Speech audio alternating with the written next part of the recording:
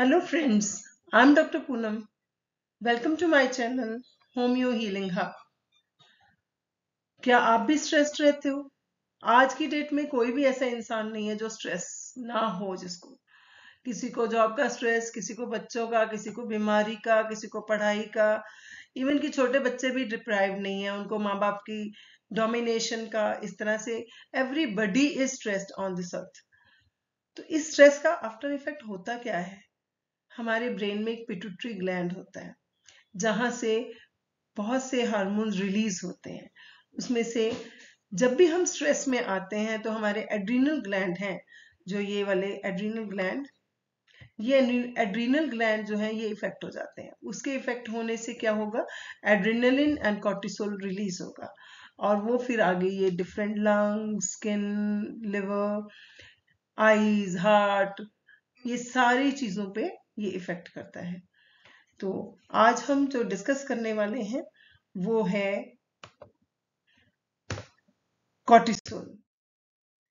Exactly cortisol होता क्या है? Cortisol is a glucocorticoid hormone that adrenal gland produces and release. इसको हम स्ट्रेस हार्मोन भी कहते हैं। जब भी हम स्ट्रेस में आएंगे तो कॉर्टिसोल रिलीज हो जाएगा। अब ये स्ट्रेसेस जो है वो भी डिफरेंट टाइप के होते हैं। Acute stresses, chronic stresses, traumatic stresses, post traumatic disorders. तो इसमें क्या है कि एक्यूट का आप समझ सकते हो कि एकदम कभी कार एक्सीडेंट हो गया या कोई एनिमल हमारे पीछे पड़ गया, तो वो एक्यूट स्ट्रेस है। क्रॉनिक स्ट्रेस में लगातार हम किसी भी चीज को लेके परेशान है, चाहे फाइनेंशियल मैटर है, चाहे इलनेस है, या कोई भी क्रॉनिक इलनेस है, या क्रॉनिक स्ट्रेस है, एंग्जाइटी है, फ्रस्ट्रेशन है, वो सारे क्रॉनिक स्ट्रेस में आ जाते हैं। ट्रॉमेटिक स्ट्रेस में जिसमें हम डर और हेल्पलेसनेस के साथ उस चीज को फेस करते हैं, जिसमें हमें लगता है कि अब तो हम खत्म ही हो जाएंगे, उस तरह का स्ट्रेस जो जिसको, जैसे कि हमने कोई बाढ़ देख ली या फिर किसी पर्सन ने वॉर वॉर में भी जैसे सामने यही दिखता है कि खत्म होने वाले हैं, इस तरह की कंडीशन को हम ट्रॉमेटिक स्ट्रेस कहते हैं। पोस्ट ट्रॉमेटिक स्ट्रेस डिसऑर्डर जो होता है, कोई भी इवेंट हो गया और उसके बाद पर्सन जो है वो डर में आ गया, डरने के बाद उसको कॉर्टिसोल उसका इंक्रीज हो गया। तो अभी हम बार बार स्ट्रेस स्ट्रेस वर्ड यूज कर रहे हैं, और जैसे मैंने कहा कि कॉर्टिसोल भी एक स्ट्रेस हार्मोन है, तो इसके इमोशंस और बॉडी सिस्टम के साथ क्या कनेक्शन है? The weaker a particular organ system is, the more susceptible one is to experiencing associated emotions, and the more the experiences excess of certain emotions, the weaker the system becomes. जब भी हमें कोई stress आता है तो हमारा immune system वो लो हो जाता है। इवन कि हमारे अंदर रजिस्टर्ड फियर्स भी पैदा हो सकते हैं, जैसे कि हम किसी एक्सीडेंट में देख लिया, हमने एक्सीडेंट हमारे साथ हमारा ही हो गया, तो उसमें क्या होगा कि हम उसी सेम जगह पे दोबारा डरेंगे या फिर सेम सिचुएशन में हमें डर आ जाएगा। तो इसी कारण हम इमोशनल हो जाते हैं। तो इवन कि इमोशंस जो हैं, वो हमारे जितने भी इमोशंस हैं वो हमारे बॉडी सिस्टम को वीक करते हैं। क्यों करते हैं? क्योंकि जैसे कि मैंने बोला कि एड्रेनलिन, कॉर्टिसोल, ये हार्मोन्स हमारी बॉडी में रिलीज होते हैं जब हम अंडर स्ट्रेस होते हैं। तो जब हमारी बॉडी के अंदर फीडबैक मैकेनिज्म भी है, उस फीडबैक मैकेनिज्म में एक पर्टिकुलर लेवल होता है जो हमारी बॉडी में पर्टिकुलर हार्मोन का रहना चाहिए। लेकिन जब हम बार बार स्ट्रेस्ड होते हैं तो उस समय हमारा जो ये हार्मोनल लेवल है वो इम्बेलेंस हो जाता है। उसके इम्बेलेंस होने से आगे डिजीजेस आते हैं। कॉर्टिसोल अवेकनिंग रिस्पॉन्स, इसको हम कार कहते हैं। ये एक फिजियोलॉजिकल फिनोमिना है जो कि हर एक पर्सन, जब भी हम कोई किसी तरह की भी कंडीशन में आते हैं तो उस समय हमारा ये कॉर्टिसोल लेवल बढ़ता है। ये जो कार रिस्पॉन्स है, it is referred to the rapid increase in cortisol level within 30 to 60 minutes after waking up from the nocturnal sleep. मतलब कि जब हम सुबह उठते हैं तो पहला जो 1 घंटा है, उस घंटे के अंदर हमारा ये कॉर्टिसोल लेवल इंक्रीज होता है। उसमें ये जो इंक्रीज होता है उसके और भी कारण हो सकते हैं, जैसे कि हमें चिंता है कि हमने लेट ना हो जाएं, हमने कहीं जल्दी जाना है तो एंटिसिपेट है, हमने कहीं परफॉर्म करना है, कोई पर्टिकुलर न्यू एंगेजमेंट है घर में, कोई भी नया काम करना है जिसमें हमारा एक टाइम फिक्सेशन है, उस टाइम फिक्सेशन के कारण भी हमारा कॉर्टिसोल लेवल बढ़ जाता है। तो ये हर एक चीज जो कार है, it plays a regulating role in the regulating various bodily functions. जैसे कि क्योंकि जैसे मैंने बोला कि जब हम उठते हैं तो पहला घंटा हमारा कॉर्टिसोल लेवल इंक्रीज रहेगा, तो इसका मतलब हमारी बॉडी के अंदर एक इंटरनल क्लॉक है। जैसे कि मैंने अपने पिछले एपिसोड्स में भी, पिछले वीडियोस में भी सर्केडियन साइकिल के बारे में आपसे बात की थी, तो उसमें भी metabolism, immune system, energy levels, ये सारी चीजें हमारी प्रॉपर स्केड्यूल्ड होती हैं। तो इसी वजह से हम लोग यही कहते हैं कि अगर हम अपनी time of sleep and waking hours same रखें, जो हमारा स्केड्यूल है एक पर्टिकुलर रेगुलर पैटर्न में रहे, तो हम कभी भी बीमार नहीं होते हैं। तो किस टाइम पे हमारा कॉर्टिसोल पीक बढ़ता है? मॉर्निंग के अंदर 3 to 4 AM जब हमारा टाइम है, वो around the waking up time है, उस टाइम हमारा कॉर्टिसोल लेवल सबसे ज्यादा बढ़ता है। इसी तरह से आफ्टरनून में ये ड्रॉप हो जाता है, लेट आफ्टरनून में अगेन ये राइज होता है, और स्लाइट पीक जो होती है इवनिंग में 4 PM पे होती है। नाइट लेवल में कॉर्टिसोल लेवल बॉटम पे आ जाता है अराउंड मिडनाइट। गुड नाइट होगी, अच्छी नाइट होगी, रात में अच्छी स्लीप होगी, तो हमारा कॉर्टिसोल रेगुलेशन भी ठीक रहेगा। अगर कॉर्टिसोल को get up and go hormone भी कहा जाता है, क्योंकि इसका प्रॉपर सर्केडियन साइकिल्स के साथ रिदम है इसका। अगर ये टाइम पे हम नहीं उठते तो हमारा कॉर्टिसोल भी डिस्टर्ब हो जाएगा, और उसके डिस्टर्ब होने से आगे प्रॉब्लम्स बढ़ेंगी, सारे ऑर्गन्स इफेक्ट हो जाएंगे, जैसे कि बीपी बढ़ गया, इम्यून सिस्टम लो हो गया, इंसुलिन में ऊपर इफेक्ट आएगा, फर्टिलिटी पे इफेक्ट आएगा, सोडियम वाटर रिटेंशन बढ़ जाएगी, सुबह के टाइम स्वेलिंग आ जाती है हाथों में, और डिक्रीज्ड अमाइनो एसिड अपटेक हो जाएगा, प्रोटीन लेवल नहीं प्रॉपर बनेगा तो बोन्स फॉर्मेशन प्रॉपर नहीं होगी, और फैट्स नहीं प्रॉपर होंगे, मेटाबॉलिज्म नहीं प्रॉपर फैट का होगा, उससे ग्लूकोज ग्लाइकोजन ट्यूमर जो टर्नओवर है लिवर का, वो भी खराब हो जाएगा। तो पहले हमने करना क्या है? First of all we have to check कि हमारा कॉर्टिसोल लेवल ठीक चल रहा है या नहीं। उससे पहले तो सबसे पहले ये मैंने पहले भी बोला कि highest level in the morning and lower level in the afternoon, and evening में स्लाइट राइज रहता है। बहुत से ऐसे वेज हैं जिससे हम कॉर्टिसोल के लेवल को चेक कर सकते हैं, जैसे कि सलाइवा, ब्लड, यूरिन टेस्ट। इसमें एक कॉर्टिसोल के साथ साथ हमें थायराइड प्रोफाइल, डीआर, 17HP भी चेक करना पड़ेगा, क्योंकि ये प्रीकर्सर्स हैं कॉर्टिसोल के। अब कौन से ऐसे फैक्टर्स हैं जो हमें रूटीन में फिजियोलॉजिकली भी इफेक्ट करते हैं? एक तो स्ट्रेस तो है ही, प्रेगनेंसी, मेडिकेशन, स्टीरॉइड्स, ये सारी चीजें, इवन ओवर एक्सर्शन, जैसे कि हम लोग जिम, जुम्मा, अदर वर्कआउट करते हैं, तो उसका भी एक लिमिट है। अगर आपको ये कहें कि भी आपने एक्सरसाइज करनी है, तो आप कहाँ तो बिल्कुल बेड से उठ नहीं रहे, फिर एक ही दिन में 10 किलोमीटर सैर कर ली, तो उससे हमारा कॉर्टिसोल लेवल जो है वो डिस्टर्ब हो जाएगा। Normal range of cortisol level is, average morning level जो है अडल्ट और चाइल्ड के लिए 5 to 3 माइक्रोग्राम्स पर decilitre and 138 to 635 nanomoles per liter. The average afternoon level for an adult is 3 to 16 micrograms and 18 to 441 nanomoles. तो ये हमारा normal level है। अगर हाई कॉर्टिसोल लेवल हो जाता है, इसको हम हाइपर कॉर्टिसोलिज्म भी कहते हैं, अगर ये पीरियड और एक्सटेंड हो जाए तो ये एक सिंड्रोम में डेवलप हो जाता है, जिसको हम कुशिंग सिंड्रोम कहते हैं। ये कुशिंग सिंड्रोम में इसके पर्टिकुलर सिम्टम्स दिए गए हैं कि चीक्स रेड होती हैं, मून फेस्ड रहता है, पीछे ये हम्प बन गया है, पेट बढ़ जाएगा, स्किन थिन हो जाएगी, पतली हो जाएगी, और स्टायरे, रेड पर्पल कलर के स्टायरेज, मतलब टीयर, मसल टीयर्स हो जाएंगे, और वूंड नहीं प्रॉपर ही लगेगा, क्योंकि और पेट बड़ा, और टांगे और जो बाल लेग्स हैं वो पतली रहती हैं। तो आम जो ऑरेंज विद 2 स्टिक्स, इस तरह की जो शेप है बॉडी की बन जाएगी। और मसल्स जब हाई कॉर्टिसोल हो जाता है तो हमारी जो प्रॉक्सिमल मसल्स हैं, जैसे कि ये प्रॉक्सिमल मसल जो नियर टू द बॉडी होते हैं, उनके अंदर जो सेंटर टू द बॉडी के पास पास होते हैं, तो उनमें उसमें दिक्कत आ जाएगी, उसमें इन्फ्लेमेशन रहेगी, तो पर्सन जो है अपनी बाजू नहीं रेज अप कर पाएगा, बाल नहीं बना पाएगा, चेयर के ऊपर जो क्लाइंब स्टेप चढ़ते हैं हम, वो स्टेप्स नहीं चढ़ पाएगा, सीढ़ियां नहीं चढ़ पाएगा। इसी तरह से जैसे कि मैंने आपको पहले बोला कि ये लाल और purple, red and purple stretch marks आ जाते हैं जो हील ही नहीं होते, बिकॉज ब्लड सर्कुलेशन ओबेसिटी के कारण मसल वास्टिंग भी आता है।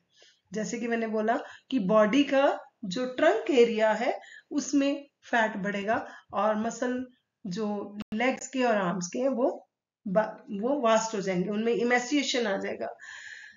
अब कौन से ऐसे हार्मोन्स है जो हमें मोटा करते हैं? अगर ईस्ट्रोजन लेवल बढ़ जाए, ग्रोथ हार्मोन थोड़ा हो जाए, imbalance testosterone, high leptin, high cortisol, low thyroid and high insulin, ये सारे ही फैक्टर्स जो हैं हमारा वेट बढ़ाते हैं। तो हाइपर कॉर्टिसोल में वेट गेन, जैसे कि मैंने आपको पहले ही बोला, एब्डोमिनल फैट जो है वो बढ़ेगा, फेस फैट बढ़ेगा, हाइपरटेंशन हो जाएगा, सिवियर हेडेक्स, विजन प्रॉब्लम्स आ जाएगी, सांस प्रॉपर नहीं आएगा, चेस्ट पेन, ये बैक नेक एरिया में पेन रहेगा, चेस्ट पेन भी हो जाएगा, फैटीग रहेगा, पर्सन उठना ही नहीं चाहेगा, यूरिन में ब्लड आ सकता है, यूटीआई हो सकता है, और इरेगुलर एक्टोपिक बीट्स आ सकती हैं हाइपरटेंशन के साथ।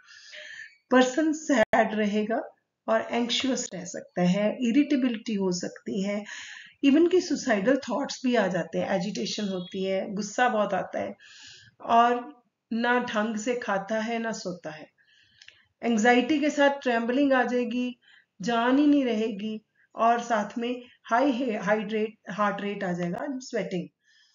एंजाइटी और depression is a very common problems for this.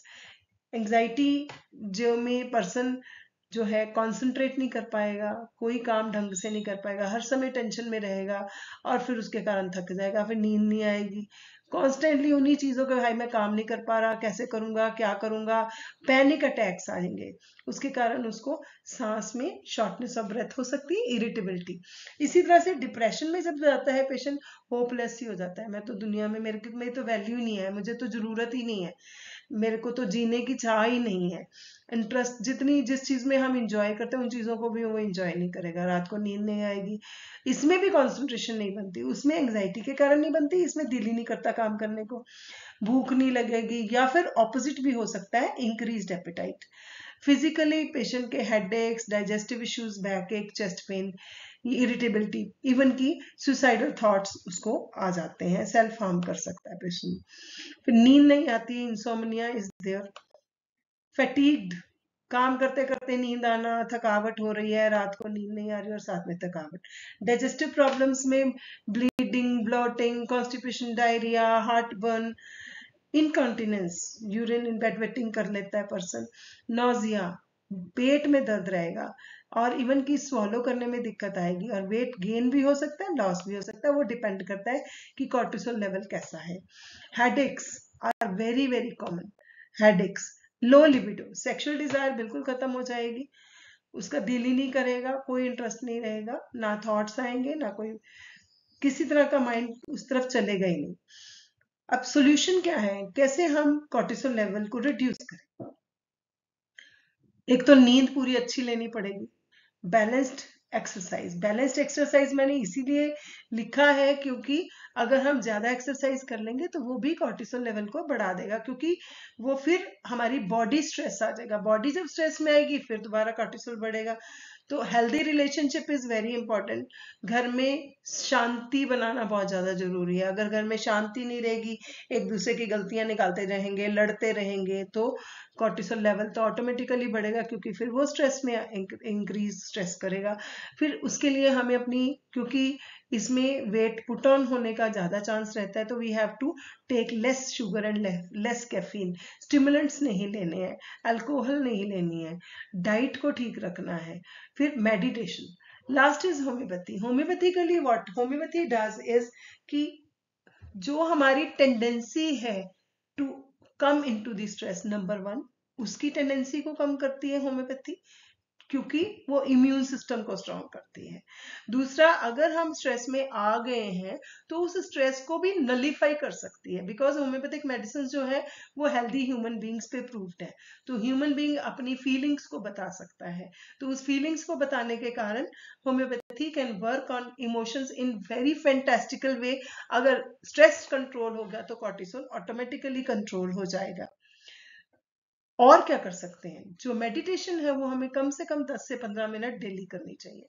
Exercise, walking, yoga. Yoga is a very safe exercise, but on the other hand इसमें भी हमें योगा इंस्ट्रक्टर के सामने ही करें तो ज्यादा बेहतर है, बिकॉज जब हम योगा का पोस्चर लेते हैं तो हमें नहीं पता कि हम अपनी बाजू या पैर की डायरेक्शन कैसे रख रहे हैं।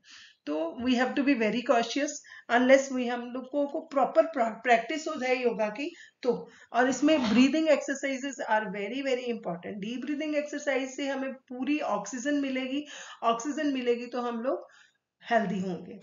तो उससे इसी तरह से adequate sleep is another important factor. नींद पूरी नहीं तो कुछ भी ठीक नहीं। Massage therapy also reduces the cortisol up to 30%। एक और तरीका है जिसमें कि हम अपने हाई कॉर्टिसोल लेवल को कम कर सकते हैं, इसको कहते हैं आइस फेस डिपिंग। इसमें क्या होता है कि जैसे लोग जो स्विमिंग करते हैं उन लोगों के लिए तो ये बहुत अच्छा है, जैसे जो एंजाइटी और स्ट्रेस में रहते हैं तो उनके लिए swimming is a very good thing for Kameng the nervous system. इसमें लेकिन ये चीज बहुत इंपॉर्टेंट है कि हमने जो आइस वाटर में फेस को डिप करना है तो उससे जो हमारा टाइम है वो 15 सेकेंड से ज्यादा नहीं होना चाहिए, सॉरी ज्यादा होना चाहिए। लेकिन अगर आप इनिशियली नहीं कर सकते 15 सेकंड से ज्यादा तो शुरू में पहले 1 सेकंड 2 सेकंड करते करते अपना टाइम बढ़ा सकते हैं। लेकिन अगर मैं यहाँ पे थोड़ा सा ये भी बात कहूंगी कि कई लोग ठंड से सेंसिटिव होते हैं, कईयों को आइस सूट नहीं करती है या पानी सूट नहीं करता, तो वो लोग इससे को ना करें। अगर इसके करने से आपको कोई तकलीफ हो जाती है तो again homeopathic medicine can work for this. Homeopathic medicine will certainly help you. ये मैंने इसलिए बताया कि अगर आपके सराउंडिंग में होम्योपैथिक डॉक्टर नहीं है then you can practise this. Otherwise आपको कॉर्टिसोल लेवल के लिए होम्योपैथिक डॉक्टर के पास जाएं तो surely you will get the relief. और कौन कौन सी चीजों से हम कॉर्टिसोल लेवल को डाउन कर सकते हैं कि रात को सोते समय लाइट जरूर बंद करनी चाहिए, क्योंकि जब तक लाइट जग रही है तब तक कॉर्टिसोल रिलीज होता रहेगा। तो रात को अगर हम लाइट बंद करेंगे तभी मेलाटोनिन रिलीज होगा और हमें नींद आएगी। स्क्रीन टाइम शॉर्ट करना पड़ेगा। बेड टाइम से पहले हमें मोबाइल्स नहीं देखने चाहिए, गैजेट्स नहीं देखने चाहिए। हमें कोशिश करनी चाहिए कि अंधेरे में रहें। फिर कैफीन और शाम को या रात को नहीं लेनी है। फिर सनलाइट और ग्रीनरी, ये दोनों चीजें ही बहुत अच्छी हैं कॉर्टिसोल लेवल को डाउन करने के लिए, बिकॉज ये हमें पीस देती हैं, स्ट्रेंथ देती हैं। Now the symptoms of low cortisol. First of all हमें ये देखना है कि हमारा कॉर्टिसोल लेवल लो क्यों हो रहा है। उसके लिए भी हमें अपने एड्रिनल ग्लैंड को चेक करना पड़ेगा। अगर हमारा एड्रिनल ग्लैंड प्रॉपरली कॉर्टिसोल ही प्रोड्यूस नहीं कर रहा तो हमारा कॉर्टिसोल लेवल लो हो जाएगा। वो किस डिजीज में होता है? एडिसन डिजीज में, primary adrenal insufficiency. Secondary adrenal insufficiencies में क्या होता है, जो हमारा पिट्यूटरी ग्लैंड है, जैसे कि अपना फर्स्ट फोटोग्राफ में मैंने जब इनिशिएट किया था उस टाइम दिखाया था कि उसमें एड्रिनल ग्लैंड को पिट्यूटरी ग्लैंड जो है वो हार्मोन प्रोड्यूस करता है जिससे एड्रिनल ग्लैंड आगे प्रोड्यूस करता है। तो अगर पिट्यूटरी ग्लैंड ही खराब है तो हमारा जो कॉर्टिसोल है वो नहीं बनेगा। या फिर ओवर स्टिमुलेशन हो जाए एड्रिनल ग्लैंड की तो एड्रिनल ग्लैंड फटीग में आ जाएगा। वो कैसे होगा? Because of over stress. तो उससे भी कॉर्टिसोल लेवल जो है वर्क नहीं करेगा और कॉर्टिसोल लेवल डिक्रीज रहेगा। लो कॉर्टिसोल लेवल में सॉल्ट की क्रेविंग होती है, लो ब्लड प्रेशर होता है, हाइपोटेंशन के जो पर्टिकुलर, जी मैंने यहाँ पे सिस्टम जब चेक किया है तो हमें पता होना चाहिए कौन सा लेवल हमारा डेंजरस जोन में है। तो इसमें अगर 33 के अराउंड हमारा डायस्टोलिक आ रहा है, जो नीचे का बीपी होता है वो डेंजर जोन में आ जाता है। तो 40 है तो 2 लो है तो 60, एंड नॉर्मल ब्लड प्रेशर जो है वो 80 के अराउंड डायस्टोलिक। तो ये जो इनका दोनों का डिफरेंस है वो 40 रहना चाहिए। अगर ये भी चेंज हो रही है तो then also we have to check it कि वो किस तरफ जा रहा है। पेशेंट को नोजिया होता है, रेस्टलेस, फैटीग, स्लाइवेशन मुंह में ज्यादा, वॉमिटिंग की फीलिंग, भूख नहीं लग रही, सिर दर्द हो रहा है, डिजीनेस है, स्वेटिंग ज्यादा हो रही है, बर्पिंग हो रही है, abdominal pain can be there. Hyperpigmentation is a very common thing, melasma, freckles, post inflammatory hyperpigmentation। तो ये सारी चीजें जो है लो कॉर्टिसोल की वजह से होती हैं।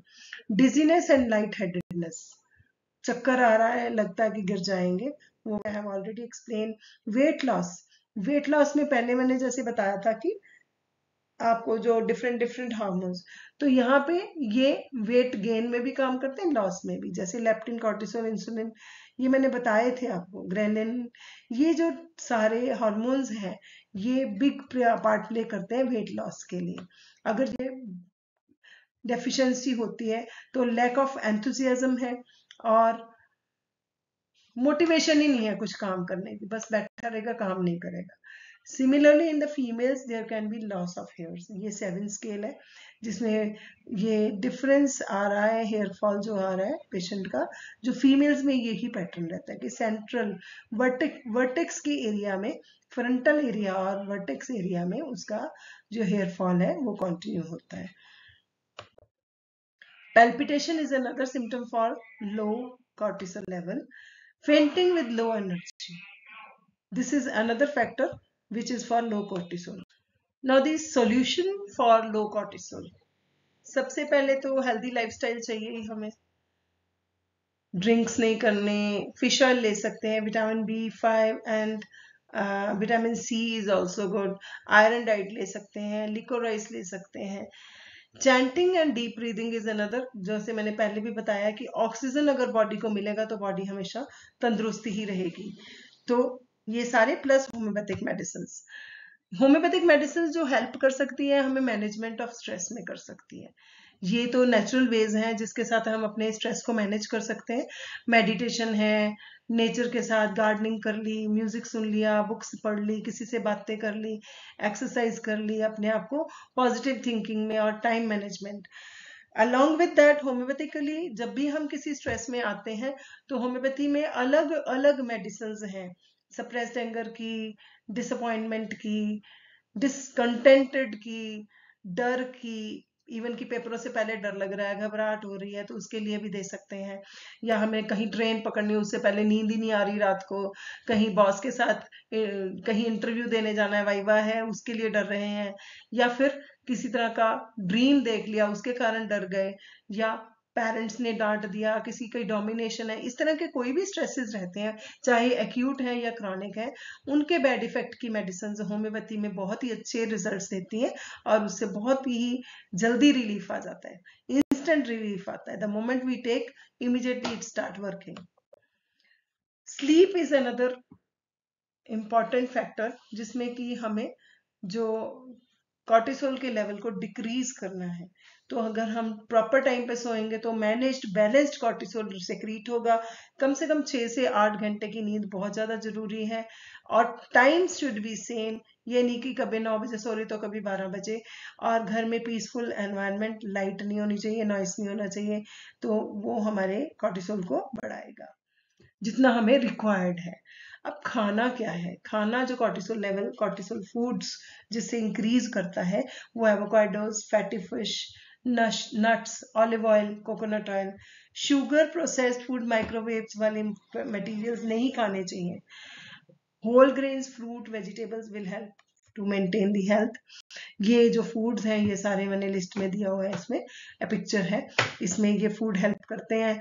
फिर जब हम स्ट्रेस में होते हैं उस समय हमने क्या लेना है, ये है dark chocolate, grapes, nuts, popcorns, oranges, peanut butter, ठीक है, टर्की ब्रेस्ट, सालमन, ये सारी चीजें हम स्ट्रेस में ले सकते हैं जिससे हमारा कॉर्टिसोल लेवल बैलेंस होगा।